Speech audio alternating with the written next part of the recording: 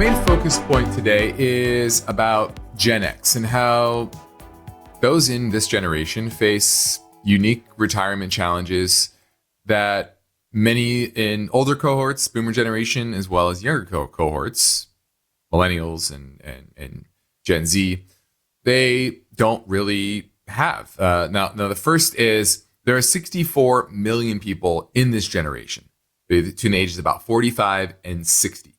Okay. And most of them started working in the 90s or maybe late 80s. And this is where pensions were kind of long gone, and 401ks were the new norm. But they didn't have a lot of features that helped that generation. For example, automatic participation, which generally is the standard now. So a lot of them, especially in their younger years, didn't save consistently.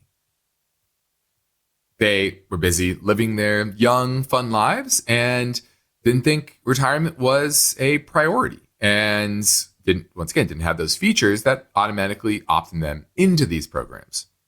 So a lot of them are behind the eight ball because of that. And then you got on top of that the fact that almost all of them lived through the dot-com bust, the Great Recession, and the pandemic, all three in the span of, just 20 years. And that's put a lot of them in credit card debt more than any other generation. So it's a generation that has to catch up. Now, the good thing is most of them are pretty resilient and self-reliant because they had to be. And so a lot of them have started to save more recently and really, really buckle down. A lot of them are entrepreneur. A lot of them started their own businesses as well. And a lot of them are also willing to work longer and okay with it, especially now that many people are living longer. What's helped them most, though, in this generation is most of them are homeowners. Yeah, they didn't get it in the early 80s when, for the most part, like a lot of the boomer generation did. But they got in, maybe they bought homes in the 90s, maybe early aughts before the real boom in real estate. But overall, they have a lot of equity in their homes. Now, young Gen Xers are kind of in their 40s, and some of them will actually benefit from the boomer generation, their parents, passing down a hefty sum. So that's also something that will be a tailwind for the average Gen Xer. But what do you do now is the question. No matter where you're sitting, if you're a Gen Xer, whether you're going to get an inheritance, maybe you've got one, maybe you have a lot of equity in your home, maybe you don't. What can you do to improve your situation? Now, number one is most are over 50 and can now contribute catch-up contributions, whether that's in your 401k or your IRA. So that's number one. Number two is that equity that most of them have, most Gen Xers have, it allows them some flexibility. They can relocate to lower cost of living areas. I have an older cousin that is technically a Gen Xer, a young Gen Xer.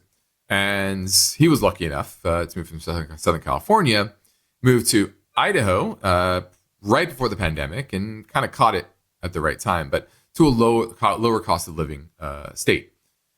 And even if you don't want to live out of state or a lower cost of living area, a lot of them are now becoming empty nesters, right? Their kids are growing up and getting off to college, and it allows for downsizing. And I think that is a smart move for a lot of people, whether Gen Xer, boomer, or not.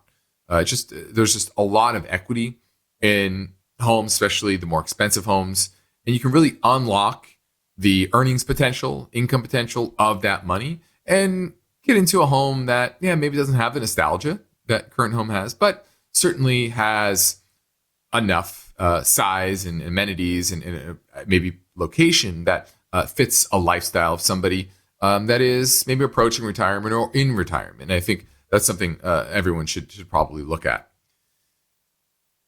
Now, then it comes to Social Security. So that equity also can allow for Social Security to continue to build and put off collecting Social Security till at least full retirement age. I think most people should do that.